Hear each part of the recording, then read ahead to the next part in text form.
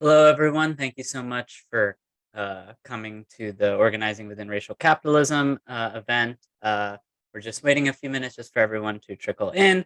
But as we wait for comrades to join, if people could post in the chat their names, their pronouns, and where they're joining us from, we would really appreciate that. But thank you all so much for coming, and we'll get started in a few minutes.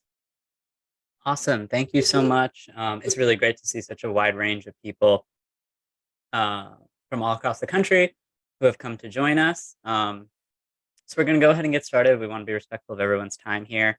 Hello, everyone. My name is Viral. I use he, him pronouns, based out of Chicago. I'm a member of Chicago DSA, and I'm one of the co-chairs of the Political Education Working Group for the Afro-Socialists and Socialists of Color Caucus of DSA, also known as AfroSoc or AfroSoc. And I'm here moderating the session organizing Within Racial Capitalism, a collaborative event between AfroSoc and the National Political Education Committee of DSA. This is a follow-up event to an event that we held a couple weeks ago called What is Racial Capitalism? A talk that we had that sort of talked about like the historical roots and development of both racial capitalism as a political ideology and project, and also people's understanding of racial capitalism and how to respond to it. That event was really informative and impactful. And we have a recording of it, and we will drop it in the chat in a moment. But that event was more thinking about racial capitalism in a more academic sense and like a more theoretical sense. And the goal of this event was to sort of take it from something that we think about in a more abstract sense and bring it to how it's affecting our organizing work today.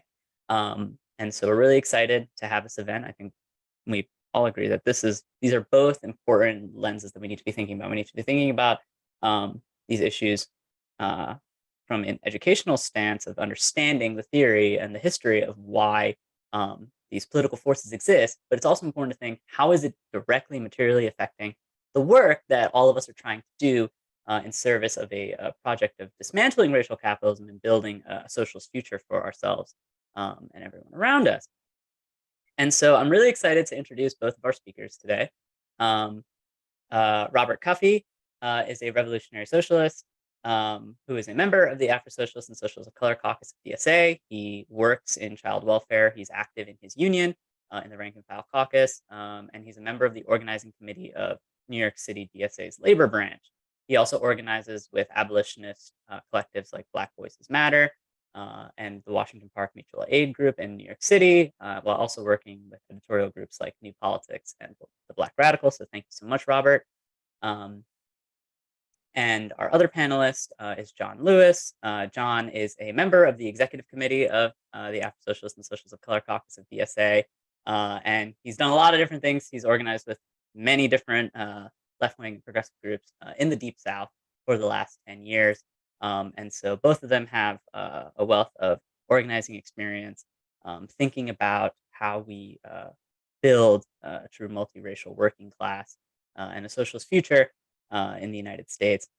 So thank you both so much, Robert and John, for being here. Now, the way this event will work is I have an initial set of questions to ask the panelists. But after that, we will take questions from the audience through the Q&A function, as well as in the chat.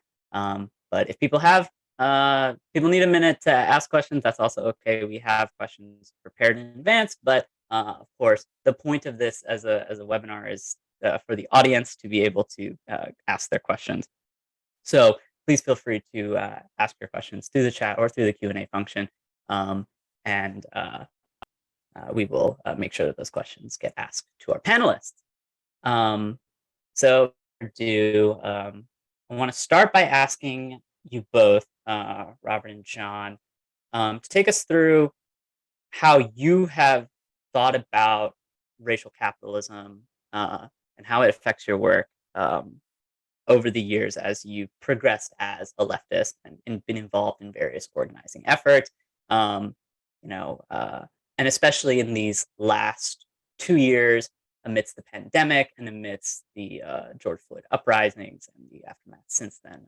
But just generally, like, how have you thought about it? How has that changed with time? And either one of you can kick us off. I can respond. Firstly, thank you, Vero, for moderating the call, and to the folks on the National Political Education Committee and AFROSOC and everyone who helped to organize this. And hello to everyone in the audience. As Vero says, I'm Robert Cuffey. I don't know if I put this into my bio, but I'm originally from Guyana and see myself, as part of like the West Indian and Caribbean radical tradition, especially in parts of the English-speaking Caribbean. Don't let my Aimé Césaire's shirt fool you. But that is kind of the lens through which I view racial capitalism. I remember in like the early 2000s when I started getting interested in the question of socialism, my dad said, there's a book you must read. You must read Capitalism and Slavery by Eric Williams. And I think that is one of the foundational texts. One, I would say that Cedric Robinson, who authored Black Marxism, kind of more coined the term racial capitalism, leans on. And in that work, Eric Williams really tries to give a very like materialist perspective as to how slavery came to be and its interaction with capitalism. And then he dwells on the question, well, why African slavery? Why Black slaves? And he talks about, for example, the process of securing labor for the plantations in the Caribbean prior to the turn to African slavery. And he talked about, well, they tried to use the indigenous people, but there simply weren't enough of them, and due to things like disease and just like the general mismanagement and brutality of Columbus and others, they killed out large amounts of the indigenous people. And then they turned to using indentured laborers from Europe, specifically from the United Kingdom, from England at the time. And it became so notorious that, you could be like a working class person down in your luck who might have had too much to drink walking through the streets of London one night. And the next day you might wake up on a ship bound for Barbados. And like Williams points out that such things were such a common way to fill the labor shortages on the plantation that the name given to these kidnappings was to be Barbados. But obviously that didn't fill the gap either. So eventually they turned to Africa and the enslavement of Africans. And Williams points out that, that the Europeans would have gone to the moon if needed to fill their labor source, but Africa was closer. And in that, he's really trying to push back against the narrative that it was a preset like racial prejudice in Europeans that made them choose Africans for slavery, and tried to ground that, that was more the justification. So with that, there's also, the fact that the ideas we live with are like the dominant ideas of our society, oftentimes ruling ideas. So race is nonetheless, even though it is this social construct, a social fact of life. And as someone who like moved from the Caribbean, moved from Guyana specifically, where there is no real white population, moving to the United States as in my late teens, it became very clear to me what this social fact of life meant as far as like navigating the world and the boundaries kind of put up around you. So to me, it really pushes you to conceive of capitalism, to say, okay, then, well, capitalism isn't this like race blind thing. It obviously operates in a way where it's not just some kind of bland, homogenous working class, but a more like heterogeneous mixed working class, that it contains all these different social layers. And one of those social layers is the question of race. And it's a real challenge, as like Walter Rodney would put it, to grapple with this like living history. Because we can talk in abstractions to say like, oh, but Black people have been oppressed for so long, which is true. But what does that oppression look like in 2022 in New York City? And how do we explain it and record it for the history books is a different question than the abstractions. And it's also a very different question as to what racism might have looked like in 1970s Guyana, right? Because like who the racial groups are, how they interact with each other, and what the intersection of class and other different social relations of production are would be very different. So like that's my understanding of racial capitalism. It's like tied up into the development of capitalism itself and the racialization of working class people, but with Black people kind of as I would say the prototype, not a positive term, and then like extending onto the rest of subjects of the various colonial empires that came to conquer, divide, and scramble for the world. Yeah, thank you so much for that answer, Robert. Very expansive framework and understanding. Um, John, as the same question of like how you have come to understand racial capitalism is your political development occurred. Oh yeah, sure. So I'll say that just kind of I will shout out Cedric Robertson as well, and also throw in that my conception builds on that and also deals heavily with Dr. Cerise Button Stelly's work. She actually published in a monthly review in June 2020. They did an entire magazine dedicated to racial capitalism. A lot of very, very good articles for that. But her article headlined it, and I believe it is Modern U.S. Racial Capitalism or Modern Racial Capitalism in the U.S. And she built hers on top of Cedric Robertson's on top of Cedric Robertson's work. But excellent. Everything that Robert laid out there is exactly kind of falls into the line of like the type of thinking that I have about it. But being Black American or American born from the deep South, one of the things that I've always kind of had as an underlying thing, right, is that like, like both of my parents grew up in farmland. My dad, my grandmother, my grandparents, and her grandparents before her all worked the cane fields and the cotton fields, right? Like I have very, very close ties to like where my family has been historically for like several hundred years, going back upwards through Reconstruction, through the Mississippi River Delta and other things of that nature, right? Like the place that I live currently in Louisiana, where my family is from, would not have been settled without both slave labor and prisoner labor from Irish prisoners when they settled the land back in 1729. They have it sourced directly to the letter. You can see exactly where they say, hey, we're going to build this colony here, and these are who we need. We need Africans, and send us people from the penal side as well. So it kind of builds upwards from there, and which this was something that, like just learning from my parents, from other folks of that, kind of building a conception of what racism is, what the violence looks like, how it is kind of tied to labor and other things of that nature. It kind of grew as I kind of became aware of like a critique of capitalism, right? Like it kind of came bore from the after effects of course, capitalism, but also racism that was been mixed in as well. And when it comes to that part of it, is kind of going through the process of kind of just like diving through and being like, oh, well, there's a very, very important book that was, I think, really captures it. It's not a very popular one, but it's the New Orleans Dock Workers Strike of 1916, I believe. And they kind of lay out how New Orleans had one of the South's first general strikes. They had several general strikes during Reconstruction after slavery, because essentially poor whites were now engaging in the work that had been being done by enslaved Africans beforehand, right? So a lot of the work of maintaining our levee system, maintaining the levees along the Mississippi River, all of these different things, all of this backbreaking work was no longer being done by basically this labor was no longer being done for free by enslaved people. And so they had to come up with a way to kind of frame jobs around it. And then, of course, during this time period, right, unions formed and people basically came through the process of saying, well, hey, like, even though societal, this social construction is still separating them, where they had Black unions and white unions, they still would come together and strike together around working conditions, around the things that were going on. Of course, this didn't pan out because we don't live in a proletarian paradise right now, right? Because inevitably this was Reconstruction.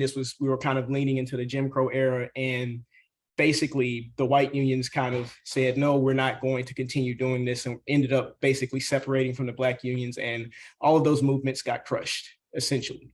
But they did, for the short times that they did come together, they were able to actually shut down things and actually try to challenge the power that the capitalists held, especially deep holdings Southern capitalists, who were most often slave owners, plantation owners. And kind of like going through the process of reading that, going through the process of like developing my own understanding of capitalism and other things of that nature, and reading more literature and things. And plus, from my personal experiences, from those things I've talked to my family about, it all kind of created this swirling picture that kind of like put it in a way in which I was like, I can see how both of these things are tied together, and how they are used in a way of which, like, well, yes, like we will absolutely use this to separate you and dilute your power essentially. Yeah, thank you, John. Thank you, both of you, for those very expansive insights into how you have come to understand racial capitalism. Something that you both um, touched on that I want to follow up with, and also, again, to the people in the audience, if you have questions, feel free to use uh, the Q&A function or drop your question in the chat. And if you need to say your question out loud, just feel free to say so in the chat, and I can allow you to speak and ask your question directly to the panelists. But something that I wanted to follow up on is, you've both talked about how central your how you were raised and socialized, especially and now live as Black Americans in the United States, how that has been so central to your understanding of racial capitalism, and how important that has also been to the scholarship of racial capitalism, is understanding the particularity of Blackness and how it was constructed and why it was constructed.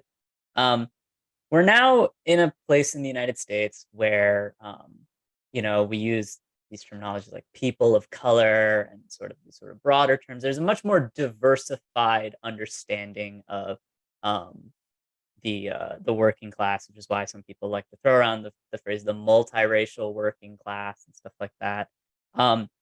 So for both of you, since you're in very different places, Robert, New York City is like a hub of multi-ethnic communities, and so many people from outside of the United States, compared to the Deep South, John, which is much more racially stratified and doesn't have the same levels of immigration as a place like New York City does. How has the growing understanding of people of color as opposed to whiteness and Blackness, how has that affected your organizing, or has it not affected your organizing at all?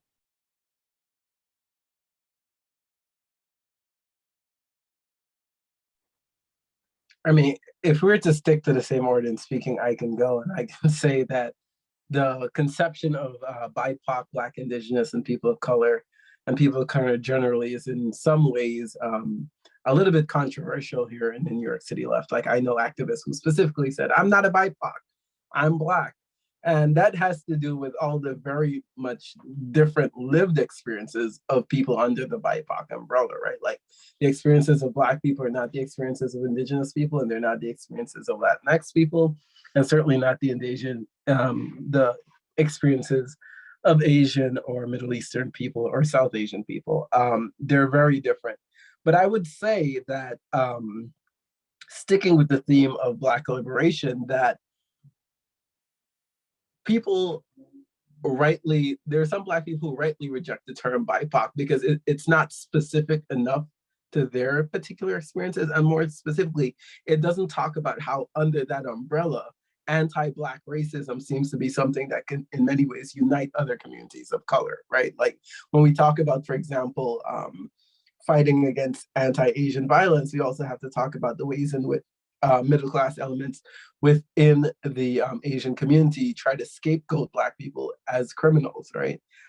Like, Viral, you mentioned, for example, New York City is this very multi-ethnic place, and people often say, well, the borough of Queens is very reflective of this. But if you know New York City, you would know that Black people live very separately in all parts of New York City, and even in the very multi-ethnic parts of Queens, like Jackson Heights and Elmhurst, you will squint hard to find Black people outside of the public housing projects because of like the specific material history of redlining in this country, and the ways in which immigrant groups have come to the United States, immigrant groups of color have come to the United States and been able to, in many ways, enjoy some of the democratic freedoms Black people fought for in this country.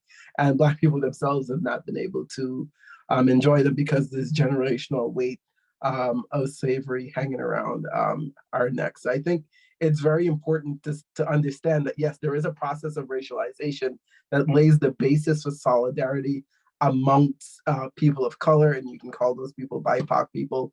But then there is a process of differentiation within those groups as well, based on like people's lived experiences. And I don't keep using this term as just like a wide thing, right? I'm talking about lived experiences as in like jobs, right? Like the working class, within the working class, there's a competition set forth by the capitalists for very basic resources that we need to live, like housing, clothing, food, shelter. And that competition doesn't mean that we're literally in the street fist fighting every day, but it in many ways means that certain types of jobs are reserved to certain groups of people. Under the old like American machine system, it was different ethnic whites, the Irish would go into firefighting and policing and so on and so forth. And we still see that in modern America, a lot of African Americans, as far as the work they do, they're heavily concentrated and disproportionately so in the public sector. Like this is a sphere that's been carved out as a result of struggle for Black people and African Americans. And then different racial groups have different jobs that they do as well. And some of those jobs, as we know, pay and remunerate much better than others, right? We know what class and race and immigration status of people do more of the social, reproductive, nanny, housework, and that kind of stuff. And it's not most white Americans. It's clearly racialized people. And we've gone through a process in this country where African Americans have largely been replaced in that role by West Indians, Africans, Latinx people. And there's this ongoing process of change. So I think to talk about that, about what BIPOC and people of color means, and that means you have to get like really specific. Otherwise, when people say I'm not a BIPOC, it's something to really listen to. Yeah, absolutely. Thank you, Robert. And John as well, if you have anything you'd like to add. Yeah. And leaning heavily into the bit about how kind of like our current economy kind of treats people down here. A key thing is that Louisiana has and always probably has and might likely may always will be or potentially continue to be an extraction-based state. We are like, people may know about the tourism with New Orleans, but Louisiana is the United States' fourth largest exporter. We are the fourth largest exporter of things that are produced here and taken from here in the country. And, this is up there with super giants like California, Florida, Texas, right? Like Louisiana is number 4. And the key thing about this is that as people come here, we are kind of wrapped up in poverty. We got wrapped up in ridiculous amounts of poverty and other things like that. So the people who often come here are often people who are often relegated right into those same roles, right? Like we have a lot of farms out here. And if you go to those farms, you will see who is picking the strawberries, who is working in the salt mines, who are working in all of these hard manual labor jobs and other things of that nature, and often undocumented or often underpaid and often without healthcare, without any of the other things like that, is that it kind of continues along that same line of extraction that we've kind of always had, and that has been very essential to keeping things turning in Louisiana and allowing us to continue to be a top level exporter at very low prices, right? Because that's the key part of it. So when it comes to like how people are kind of interred into this, that is just one part of it. The other part is that Louisiana also ends up being one of the largest incarcerators, right? We end up being one of the largest incarcerators. And even though we claim to have lost that title, we are no longer the largest incarcerator of American citizens. So another key thing about the financialization of this and how the state uses it is simply that when it comes down to it, they use that as a way to get people out of prison, to get a specific amount of people out of prison to lose that title. But when ICE and the federal government started interning more people, they literally just threw them right back into our local jails and prisons and turned them into ICE facilities. So we actually filled up the beds that we quote unquote freed or released people from and just put more people in them. They just don't count those people because those folks are not American citizens, right? We still are the incarceration capital of the world, but because these people are undocumented, they don't count towards that. And it's part of a long line of how we've used it for the Mississippi River labor camps and many other things that were done that started during Reconstruction after the Civil War. Because once that labor source was lost during the Civil War and when Louisiana was retaken by the North, you pretty much had a lot of things that fell into disrepair. So to keep things going, one of the first things that Louisiana did was we interred white supremacy into our Constitution. And then from there, we applied it directly so that way we could get those people back into the fields, back into maintaining our public works, our levees, back into working in our state offices and other things of that nature. And it kind of just continually churns out people in that way. And the people who come here, especially people who are, low income, people who are undocumented, they get put right into that same churner. And of course, it's often not like, you often wouldn't see like a European immigrant living in that way, especially here, right? Like you just wouldn't. And it's a situation in which this kind of creates this difference in which, like, just like we were talking about, like BIPOC and people of color, there's so much complexity in that. You know, like who is working these jobs, who are in the fields, who are being thrown into these prisons, who are being forced into serving these public works.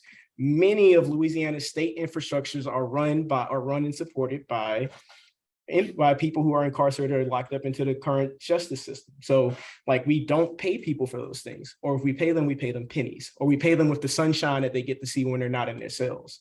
And you could take it back, you can continue it on with many of our, like Angola, one of the most notorious prison plantations probably on the continent, right? Like still exist, very much still is a prison plantation, you know, still incarcerates children, and it still churns through the people. And the ways in which people end up there differs along these lines, but the underlying system is continually pulling people down into these traps. But the main thing is, just like we said, when we talk about people of color, even though there may be different ways where we can end up in these spaces, we have to make sure that we dive down into the individual specifics of it. I don't think it wouldn't be right to just say, oh, we have BIPOC people in the room, or we have these folks in the room. Who is in that room? What are their experiences? Where are they from? What are the things that they're dealing with?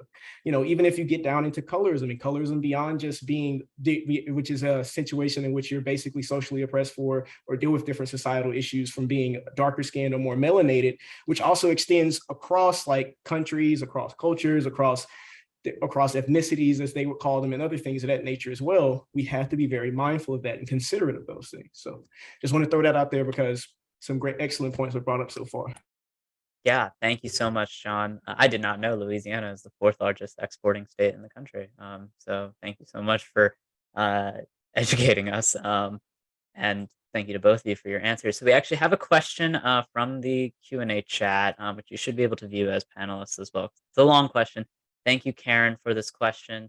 So the question is, how does current capitalism in the United States continue to exclude options for generational wealth, excluding them from even current social systems for security and savings, retirement, health insurance, workman comp, even in the modern day? How do you educate or encourage involvement in plans to build wealth support, community banks, retirement plans, insurance, investments, starting your own business, worker-owned businesses that sort of share the profits? Does property or home ownership play into this for both urban and rural, like farming and non-agricultural investments? So really just thinking about wealth generation and the role that plays. I see, John, you've raised your hand, so I'm assuming you're volunteering yourself for this. Yeah, so that is one of the things that I've noticed, especially if you notice, like a lot of the cooperation movement beyond, like Cooperation Jackson is one of the most famous ones, but you'll notice that many of the other cooperation organizations that kind of engage in an anti-capitalist way specifically are engaged in the South. But you may also notice that these are also the places that have the lowest amount of unionization. Now, one of the things that I can definitely share from my lived experience is that even though all of my family works manual labor, works in logistics, we have one of the lowest unionization rates in the country, and none of them could tell you what a union is. I'm probably the first person in my immediate family to join a union, right? And it's like, even though like we all worked in varying capacities in logistics, fields that you would typically see as being unionized in other places, right?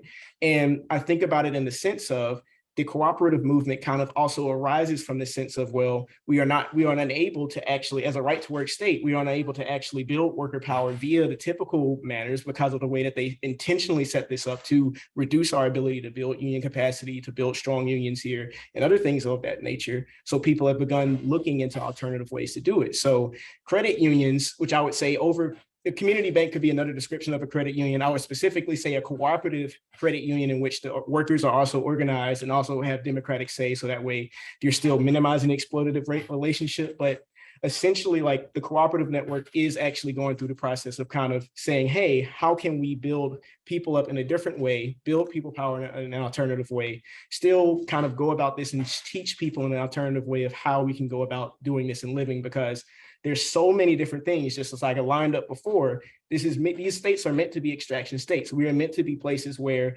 workers do not have power, so that way they can get the products out there for capitalists as low of a price as possible. That is the entire conception of it. So because of how tight that grip is, it makes it a lot harder to go through what we would say as conventional methods of trying to organize or trying to win power here, especially due to a lot of the other things that go on with the political scene. So we are talking about, yeah, like building community land trusts, you know, building things like Ella Jo Baker talked about, like some of the things that Fannie Lou Hamer talked about, a lot of these other Southern organizers and the things that they talked about with cooperatives, how we build them, and the things that we're going through them. I will say that Cooperation New Orleans is that Cooperation NOLA, because there's two of them, has actually been successful in helping get some people who were small business owners, like of restaurants and other things, to embrace a worker owner model. Because often in these small businesses, the person who is owning the business is a worker owner, but they typically hire other people in, and they were like, well, hey, can you bring these people in and make all of them worker owners? So that way, this is kind of creating a more equitable model, kind of centered on that idea of community wealth, collectivism, and community support, and of course, anti-capitalism. Yeah, thank you so much, John. Robert, as well, if you want to touch at all on this question of like uh, how capitalism excludes wealth generation and how people have tried to respond to that in various community-driven ways. Yeah, I mean, I think this is like a very specific thing to the United States, right? Because like if we go back to Reconstruction, one of the things that has been, excuse my integral in the development of capitalism in the United States has been the exclusion of Black people from not just basic democratic rights, but even the process of building the capitalist state, right? So like in the colonies, for example, in Africa and the Caribbean, where there are majority Black populations, there are things like Black bankers, there have long been Black presidents and Black heads of state. And generally there have been Black people who've been allowed by the general capitalist and imperialist system to exploit and oppress other Black people. That's generally not the case in the United States. The United States has not allowed for the development of first a Black petty bourgeoisie that goes through a process of class differentiation through exploiting Black people and then becomes a Black bourgeoisie. We hear the term Black bourgeoisie a lot, but if the bourgeoisie is a property owning class, then you can ask in the United States, where exactly is this Black bourgeoisie? So then I think this is where we then get these attempts, in addition to the lack of unionization in places, as John pointed out. We get many attempts to build up things that look like Black capitalism, right? Like people say, we want our piece of the pie. But I don't think we can really analyze getting that piece of the pie in abstract. We have to do it within the concrete material circumstances of capitalism in the 20th and 21st century. And that has been a capitalism that's been perpetually in an economic crisis. So the pie itself has been shrinking. Right? So really and truly, if you're going out there for a piece of that pie, what we're going to be is in a dog-eat-dog world, as they say in the Caribbean, we'll be living like crabs in a barrel, pulling each other down to get to the top. So I think, Cooperation Jackson, for example, offers a good model. It also offers, I would say, some pauses, right? Cooperation Jackson was part of a larger like New African movement of Black nationalists who moved to the South to develop in embryo the society they wanted to see for the future. So while we do have people like Kali Akuno and others with Cooperation Jackson, we have the actual mayor of Jackson, Mississippi, who also comes out of this political tradition, who in his run for mayor made clear and open overtures towards like the business community to sell himself as a moderate and as not a radical. So even the most successful cooperative, I think, then has to answer the question as to how does it relate to the wider capitalist society that's based on economic exploitation and social oppression. And I would just end with giving like the example of Guyana, right? Because when we had a socialist government in the 70s and 80s, one of the things that preached was self-sufficiency. The motto at the time was produce or perish, that we must produce our own foods or perish. But as an agriculturally backward society that doesn't, for example, grow wheat, many people perish because we could not produce flour, right? Which is a staple, bread and roses and all. So this kind of economic self-sufficiency that we put forward is actually, copied from like the Libyan model, but the Libyan model was able to be funded by Libyan oil.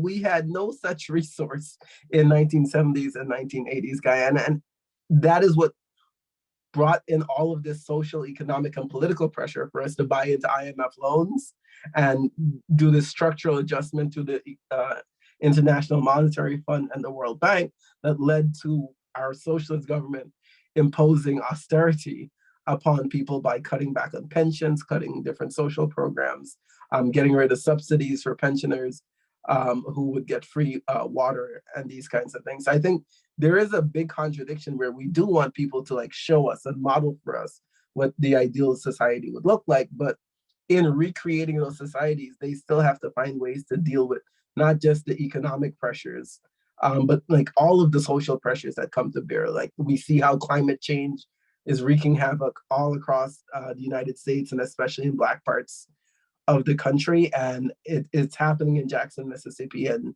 the fact that there's a large cooperative model there shows how we can respond to it better, but it doesn't prevent it, for example.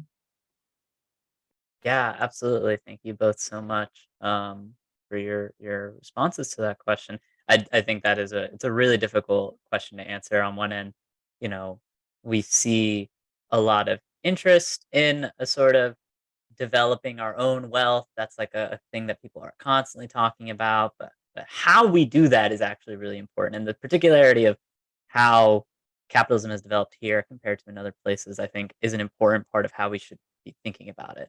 We have another question in the Q&A from Brian. On the topic of organizing, I think DSA's ability to recruit and retain comrades of color, as well as do strong work along the lines we're talking about, is limited by what I find to be an all too common class reductionism, or at least a strong attempt to subordinate questions of race and other identity issues in our org. How should we confront that and reckon with it in order to win and prevent eventual irrelevance? It's a very bold question, Brian. So thank you for asking that. Either of you, whoever wants to go first, sort of answering this question of the sort of um, to what extent do you think is our inability to recruit comrades of color, which is a wide-standing problem that people talk about extensively in DSA? What extent do you think that's a product of a class reductionism within our organization? And if you do think that way, like, how do you think we should confront that and challenge that?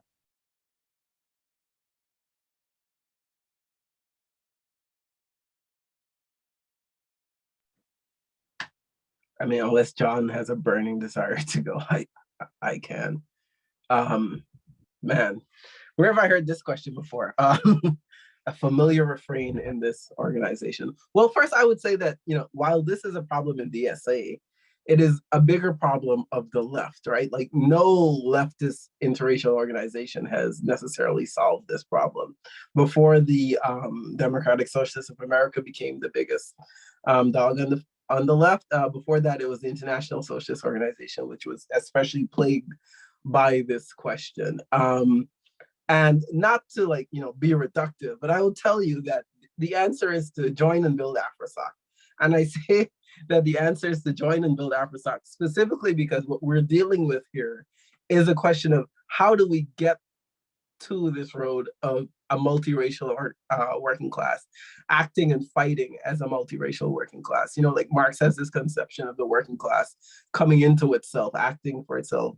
And we have to then ask, well, since this process of racialization, which Marx saw in some ways, did not fully understand for historical reasons, has come to be, how do we actually get people to work in concert with each other towards a common goal? And I think leaning on my West Indian tradition and having gone through a similar process of people like Walter Rodney and C.L.R. James, who left the mostly racially homogenous Caribbean and came to the United States and had to deal with anti-white racism.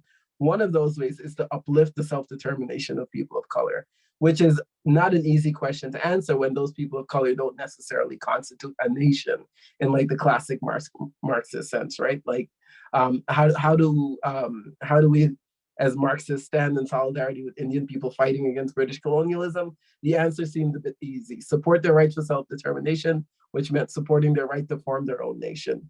I don't think that the BIPOC people in the United States necessarily form a nation, but they still have a right to self-determination. So the question then is, how is that right to self-determination exercised? C.L.R. James's answer was that it's exercised through the right of self-organization.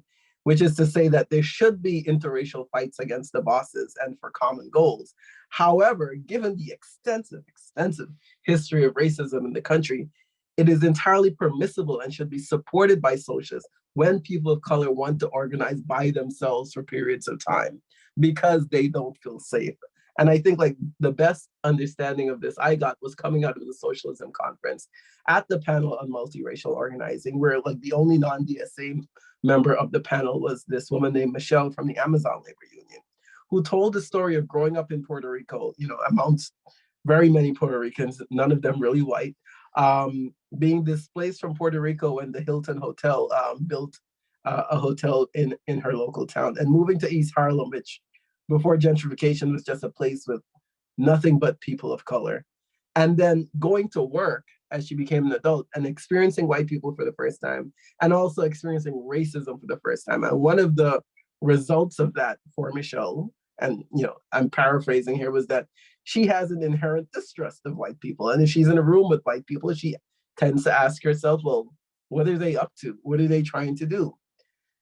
With that perspective, I struggle to refer people I meet in the movement who are people of color to DSA meetings, because when they walk into the room and look around and see the thing we all see, which is like one of these things is not like the other, that kind of fight kind of response kind of kicks in. And really and truly, like whether it be DSA Latino Socialistas, the Afro Socialist Caucus, or any other formation within the organization, I think that's the pathway through which you can fight for that. And it requires a sense of urgency, I would say, on behalf of DSA, which is not necessarily there yet, to problematize what's happening. In social work, for example, we say that, you know, as far as the social work theory of change goes, one of the underlying elements is present discomfort. What is present discomfort? Present discomfort is an acknowledgement that something is wrong. If you can't acknowledge that there is a problem, we don't really have a basis to go about being solution oriented to change it.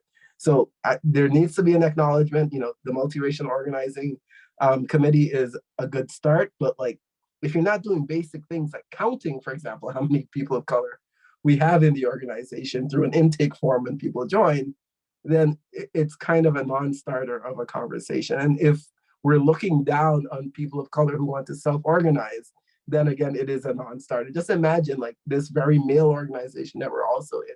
If we look down upon comrades who were part of the Socialist Feminist Working Group and their right to self-organize, for example. Yeah, thank you so much, Robert. John, do you have any other thoughts you'd like to add on top of that? Yeah, absolutely want to echo what Robert said about joining AfroSoc. And another thing that I want to toss into on the topic of like of class reductionism or other things as we would call it, or what some people don't like to call it, I would say is that in the sense of like trying to point out and say, oh, well, yes, like race divides us and these things divide us, or this is the thing that is like keeping us apart, is that you're still kind of operating in a colorblind racism. You're operating in a colorblind form of anti-capitalism or colorblind form of socialism to reject the idea that, hey, look, we can just move beyond this, right? Like that would be like me ignoring all of the experiences that I've had or the racism that I've endured to say, oh yeah, like these things don't impact me. These things don't shape the way that I engage in the world. And these things don't shape the organizations that I'm a part of or where I show up at or how I organize or the things that I find most critical or important to me, right? So when it comes into it, if you can stop the conception of like saying, oh, well, we should operate in a form of, as I call it, colorblind socialism, and really dive into the fact that like we have different ways in which this social and economic system interacts with us, and then kind of recognize that this also changes the ways in which we say, hey, these are the things that may be most important to me. Due to my experiences where I've grown up and the things that have happened to me, abolition is very, very, very, very high on my list of things that I prefer to organize around in an anti-capitalist sense, right? Alongside other things of that nature. And it comes from those spaces in which it's like, oh, well, we should kill this work. We shouldn't do this work. This work isn't important, and other things of that nature. Then that's how we end up kind of shrinking that tent. and kind of pushing comrades out and kind of furthering the distrust and furthering the inability for us to work together. And just throwing that out there as well alongside what Robert said, because he gave an excellent answer and hit on excellent points in relation to it. But the key thing is that we can't be throwing out other people's specific types of work or the things that are important to them that we can organize around in an anti-capitalist sense if we aren't interested in, or that hasn't shaped our experiences, or we just because we don't feel so strongly about it. Yeah, absolutely. Thank you so much, John. And thank you to both of you for that answer. This is a question that I feel like comes up a lot. It came up a lot last week at the Socialism 2022 conference. And I think it's a really important one. So thank you. Thank you to Brian for asking that question. We have another question from the chat from Bill Barkley. In the current U.S. historical situation with a rising neo-fascist right, how would you seek to organize an effective opposition? What are the racial, ethnic, gender, class dynamics in the way that you formulate your response? It's very pertinent and almost like urgent question as we think about the growing militancy of the far right and how important it is to respond to that.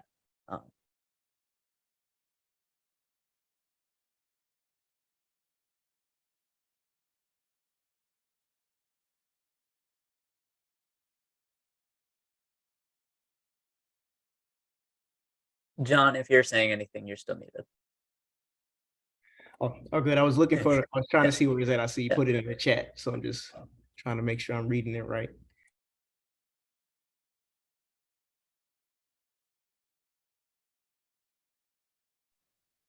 I mean, I can take a crack at it. Like when sorry, I forgot to get on camera. Yeah, so like when the uprising against the murder of George Floyd and Breonna Taylor started in 2020, like one of the most enduring visuals for me was this really big banner that a comrade had created. And we weren't in community or struggle with each other at the time. I just like ran into her at a rally, but it was huge and massive. She could barely hold it up, but it said that abolition is Black feminist practice. And to me, abolition really is a challenge to all the conceptions of how we see the world today. And it's even a challenge in many ways to how white socialists see the world, because whereas abolition imagines a world without police and prisons, in their vision of another world, a lot of white socialists still see a need for police and prisons, and will start flowing with 1,000,001 pragmatic questions about, like, what do we do in the cases of murder? What do we do in the cases of sexual assault, and these different things? And if abolition is truly Black feminist practice, and we can see, for example, that groups like the Black Panther Party was mostly staffed and in many ways led by women. The Black Lives Matter movement was created by Black women. I think in many ways, then it makes sense to follow the lead of the Black women who are doing this abolitionist work, like folk like Joy James and Ruth Wilson Gilmore and Donna Murch, some of whom we recently heard from at the Socialism Conference. But also there are people within the orbit of the DSA. Like if we go back to the Socialism Conference, we saw like two of the abolitionist presentations we saw were by Chicago AfroSoc comrades, Adjo and Bettina, who actually like flipped the organizing model of the panels on its head, and instead of having people at the front of the room talking to everyone else, put people into conversation with each other, which brought in like a different level of richness.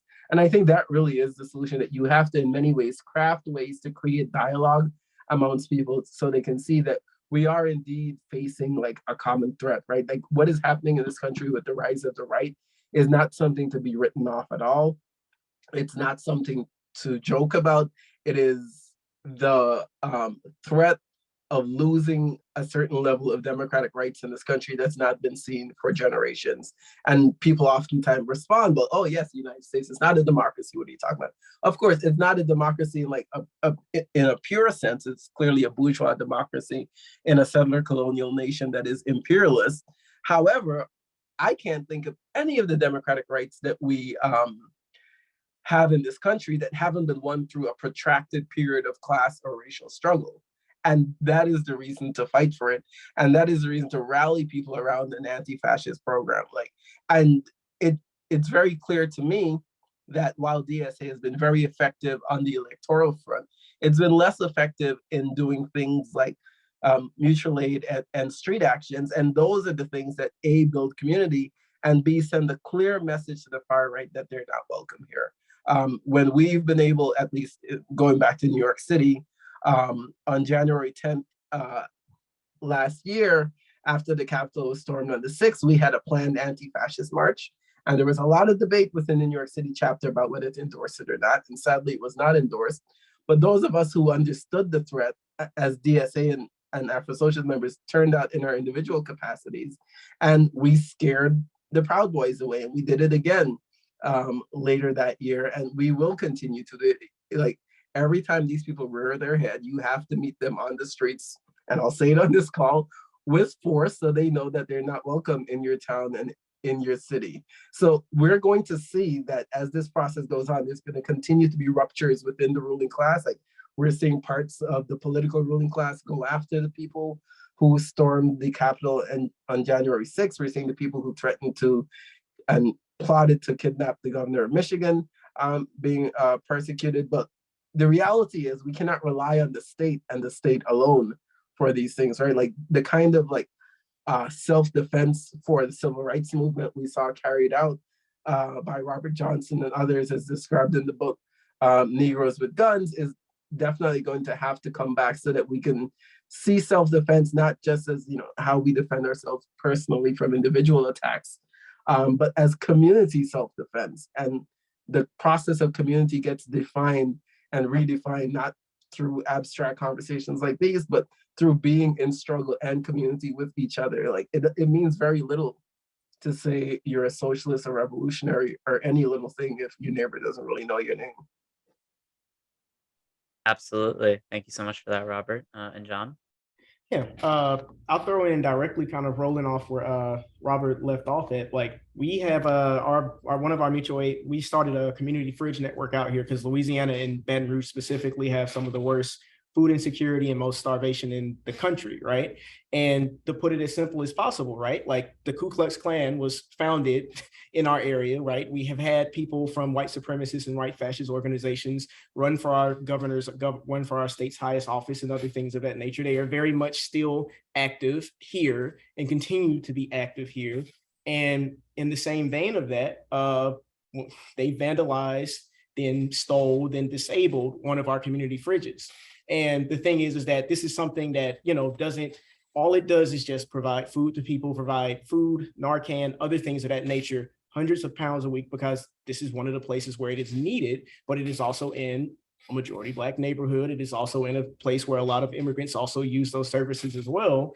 And they saw this as a threat and they treated it as such. And because of them doing this and taking that action and taking those things, we're taking steps of our own, but it kind of, the community reaction to it, because the initial liberal assumption was to jump and say, oh, well, the people in this area did it. And we got the people, we've literally proven that it was indeed Patriot Front, right? So it goes into a situation in which now these people are kind of like coming together and recognizing that, like, that thing of like, oh yeah, like, we live in a different place, like, people wouldn't do these types of things, or these types of things wouldn't go on, or these types of things that people would carry on about wouldn't happen. It's happened, and it's going to continue to happen. And as they continue to build in power, they will continue to take further and further actions of these nations to kind of go after people. So when it comes into the specific thing of it, it's like, yes, we have to be organized to oppose them.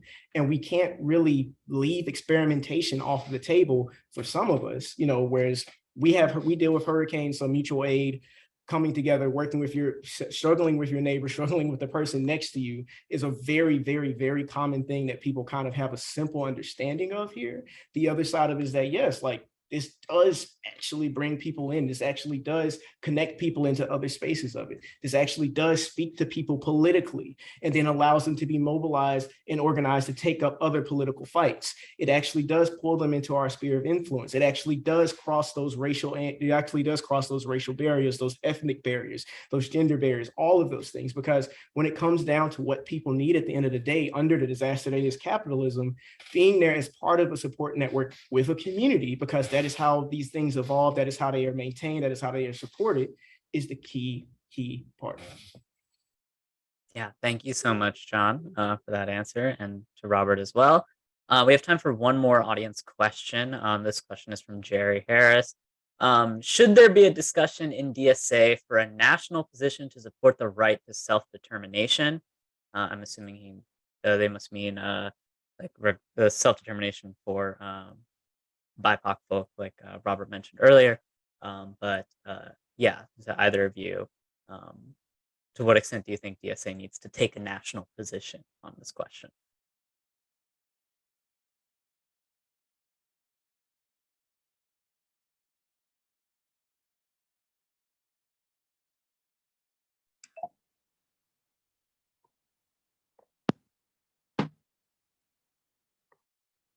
Sorry, John. I'm just looking at the question again to make sure I understand. Are you good? John, feel free to go. Oh, okay. Yeah, I'm thinking about it from this perspective of, like, what would this look like, right? Like we passed at our last convention a resolution on to establish a committee for reparations, or to establish a national committee to fight for voting rights. And it's September 2022 now, for people like me, those are things that are that could be very important, particularly voting rights, among other things of that nature, because our electoral politics won't pan out without that. So when I think about the idea of self-determination or creating a national position around it, I think we would have to define, what does this mean politically? What does this show up like internally, right? Because you often hear a lot of folks say, well, no, we shouldn't look internal. Well, what does this look like inside of DSA? What does this look like in our actions as we kind of support other folks? Does this expand who we are in coalition with? Does this make an intentional attempt to work with organizations that are working towards self-determination or trying to work in that particular way? There's a lot of questions that kind of come with that. But I also think that when it comes to some of the other things that we've implemented, or said that we were going to implement, we've talked about them and they don't exist. Yeah, I think that's a very fair point, John. Robert, do you have anything else you'd like to add? I mean, no, I don't have anything. I think that would complement that. I would like to hear the comrade who asked the answer kind of who asked the question, to give their answer if they have some kind of formulation towards it or a response to John, if that's possible.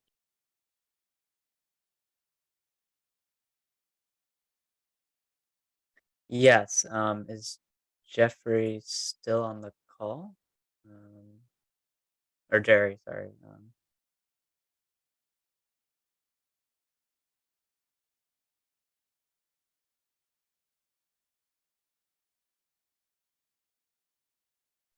Yeah, I mean, I see Jerry. I think you'd have to give them permission. Yeah, I'm allowing them to speak if they would like to. Oh, can you hear me? I was Yes. Yeah.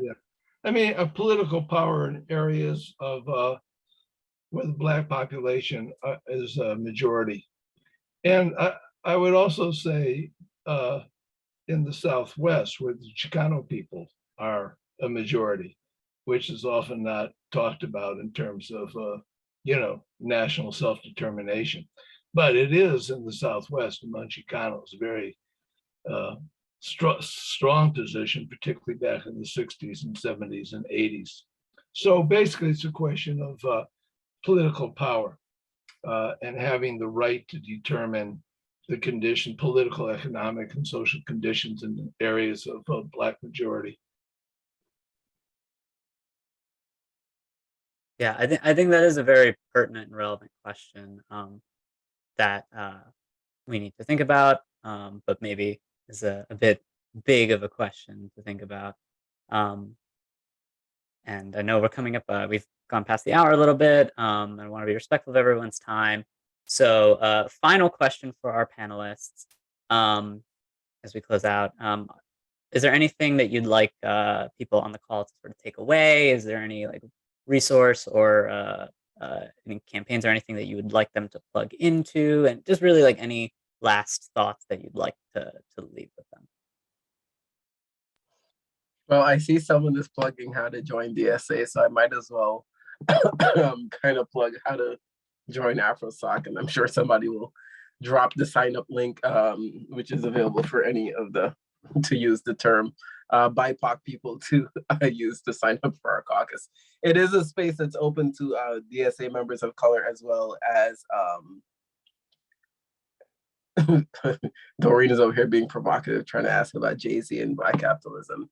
Everyone here is welcome to come to the Black Voices Matter Sunday cookout at Marcy Projects, where Jay-Z is from and does nothing for the community, and we can have that conversation.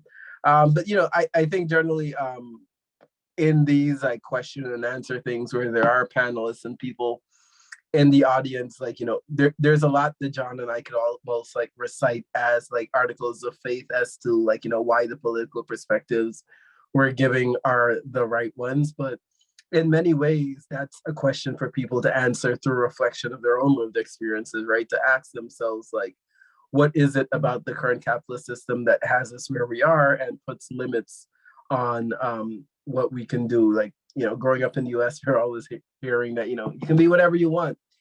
Obviously, it's not true. And like, why is that? And I think when you start to answer those questions is how we end up putting ourselves into organization and struggle and community with each other. I think one of the best examples of that is what we saw at the recent socialism conference, where like post-pandemic, about 1,700 people got together to be in community and ask questions about what is socialism and abolition. And those of us who are BIPOC comrades got together for like one of the biggest radical meetups I've ever seen of people of color at the Afro Socialist Social.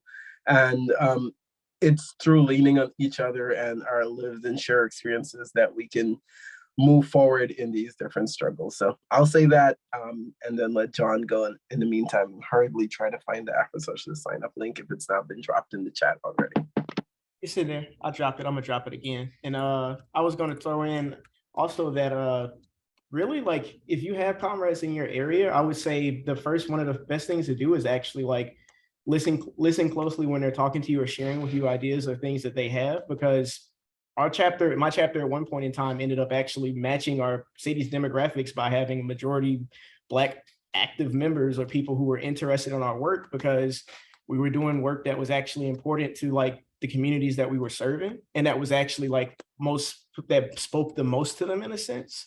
But at the same time, being in a small chapter where we were able to actually kind of discuss things, go through it, think about how we wanted to show up, think about the things that we could do, that actually made a tremendous difference. And a lot of those, just about everybody who supported us in that time or thought about supporting us or saw it or heard about it, ended up joining DSA and wanting to be a member and wanting to be a part of this and wanting to, you know, kind of grow their politics and actually gain more political development. So I say, really consider like, what are the things that y'all can do in your area, who you can talk to, or the other things of that nature, and what your comrades are maybe interested in beyond what may be the other things, right? Like experiment. Let's talk about experiments. Let's talk about things that we aren't doing right now or things that we could be doing that do make a difference. Absolutely. Thank you both so much for everything that you've shared. I consider myself very fortunate to call you both my comrades. Thank you to everybody who came out for this call. I hope this was informative and interesting. If you would like to catch the first recording, it's already been posted on the AfroSoc YouTube page. This will also be posted very shortly. Thank you to everyone who came. Thank you to the National Political Education Committee and to everyone at AfroSoc who helped make this panel a reality. So yeah, take care, everyone. Stay safe, and a better world is possible, and we're going to build it together. Thank you.